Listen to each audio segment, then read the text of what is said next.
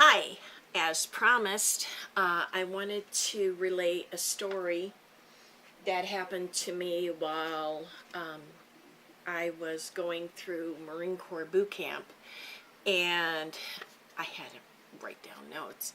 I was in platoon 16A that went from 25 October 1977 to 23 December 1977.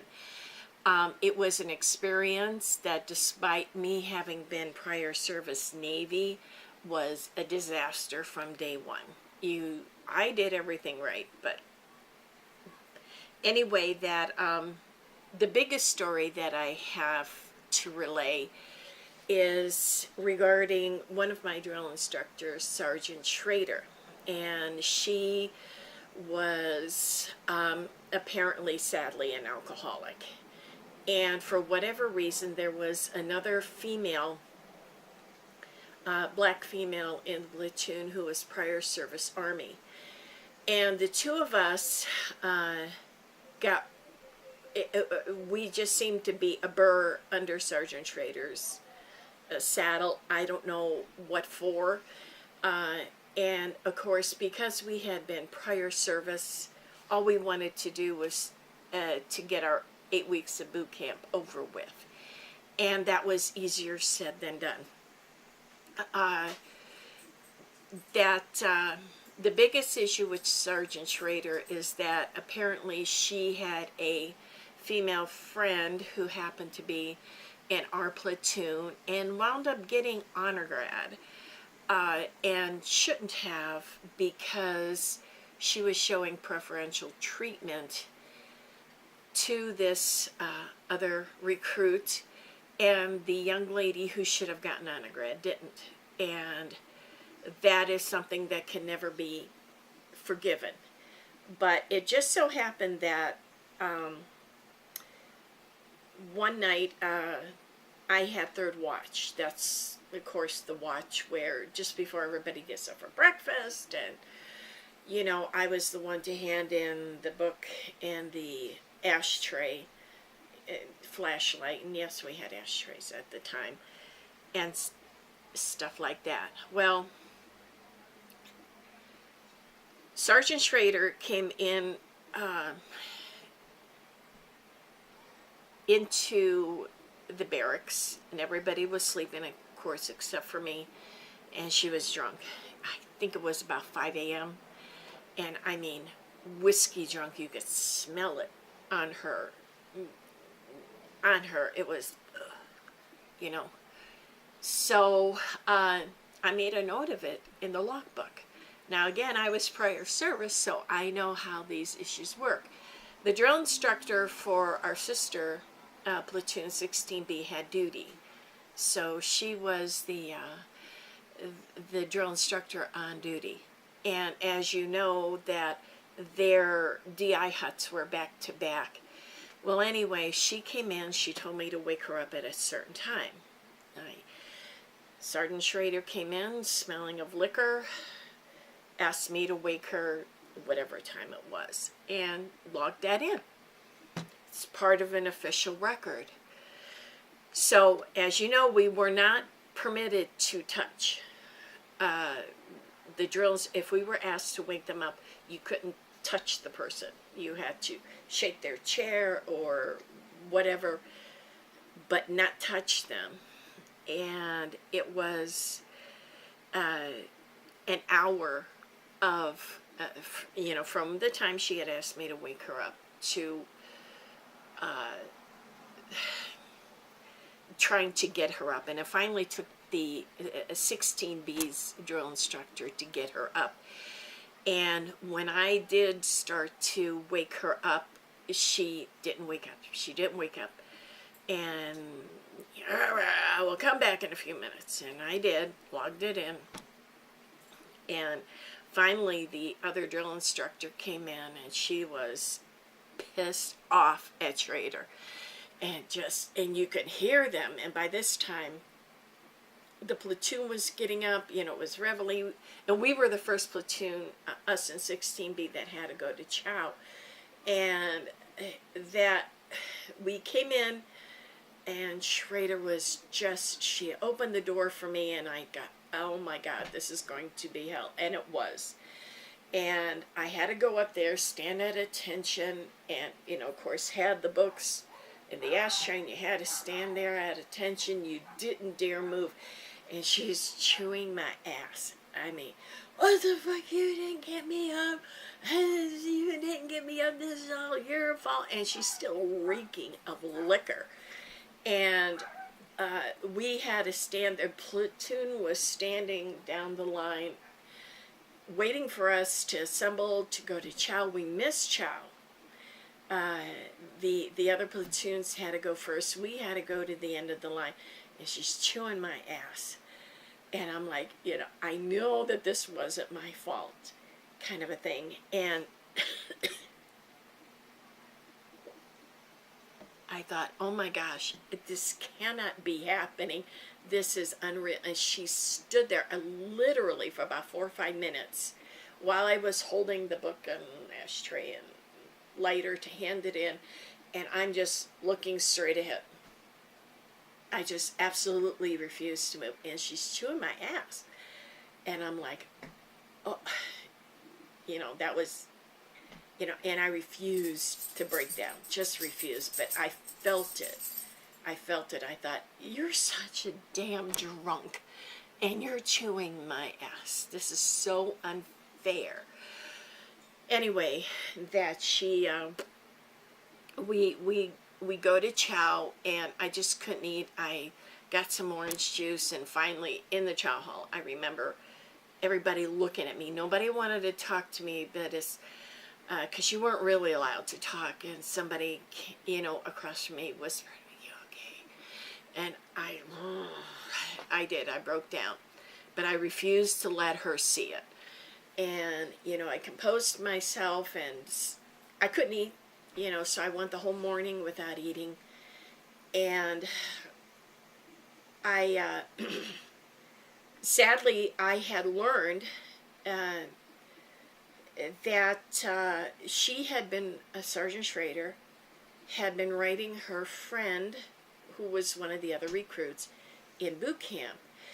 And how this came about, this was about week 5, that we started to suspect that there was something wrong. The young lady, again, who should have been getting honor grad, was always coming in second. Always, always, always. And I thought, this is so unfair. Well, a few weeks before, one of my own bunkmate, everybody was out to chow. I had hurt my ankles, so I couldn't go out to PT this one day. My bunkmate comes in, and she had flipped out. She had cold medication in her locker, and she came running in. Of course, when you're on like a medical hiatus from PT, you can only sit on your footlocker and read your books, kind of a thing. And she came in, and she flew open her locker box and grabbed her medication and started drinking it and eating the cold medication. And there was 3 or 4 of us that were on medical hiatus, and I told one of them, I says, go downstairs and get the senior DI. And so they, you know, because everybody else was out to PT, so they ran downstairs to the DI had to get it. And the other girls and I, because the girl who wanted to commit suicide was, you know, drinking this cold medication, and we slapped it out of her hand, and we just got her and grabbed her and held her down and told her, everything's going to be okay, everything's going to be okay. I think I bruised her hand. I know I bruised myself trying to hold her because she was strong. And she, you know, of course she's flipping out. And the senior DIs came. They had called medical and got her and stuff like that. And they processed her for discharge. And while she was in Parris Island, she wrote me a letter. Now, she's still in Parris Island, wrote me a letter, told me thank you. She was sorry for what happened. And it was funny because when I got the letter from her, which was like a few days later, I noticed on the letter, it's the return address said Athens, Georgia. Well, apparently all mail that came out of Parris Island is processed through Athens, Georgia. Okay.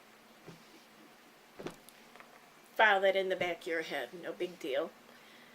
So then, about week 6, our drill instructors were somewhere else, and the senior drill instructor came up. It was mail call, and I was asked to hand out the mail under her supervision because, obviously I knew everybody.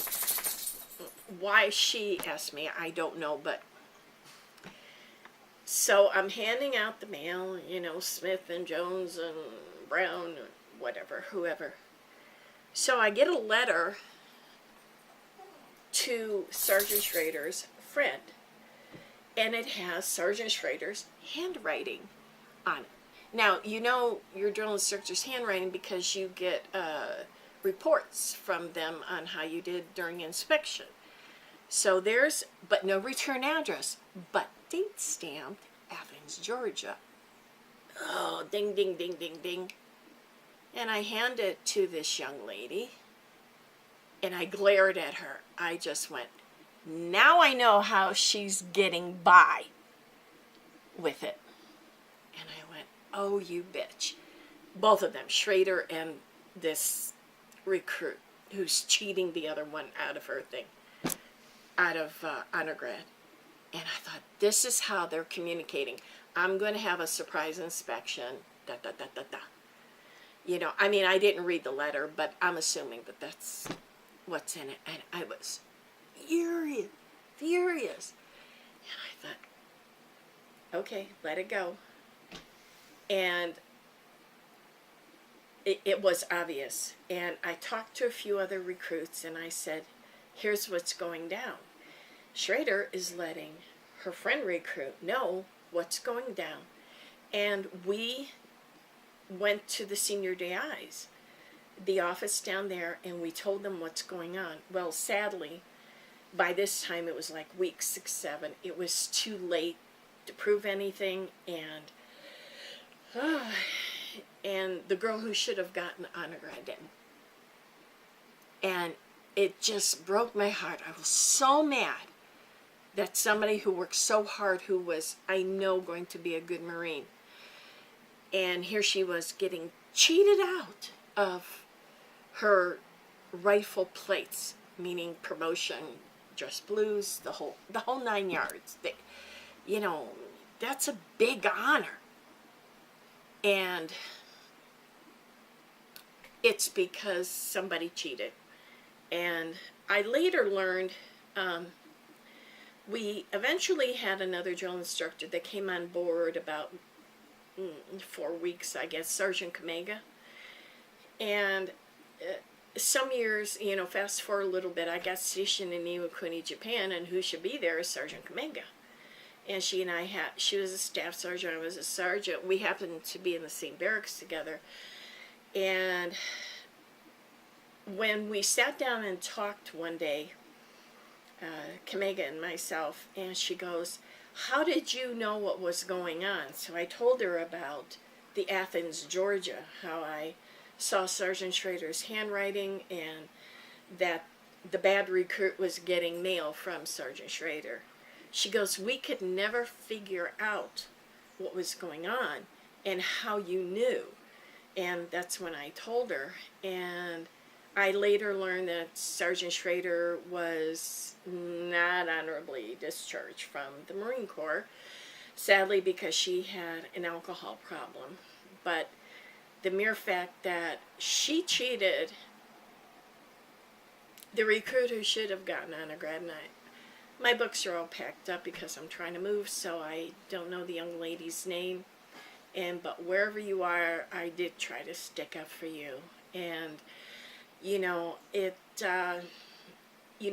Schrader got her due justice, meaning not honorably discharged, but that didn't make good for, the young lady who should have gotten honor grad. But yeah, I hope things have gotten better, but Semper Fi.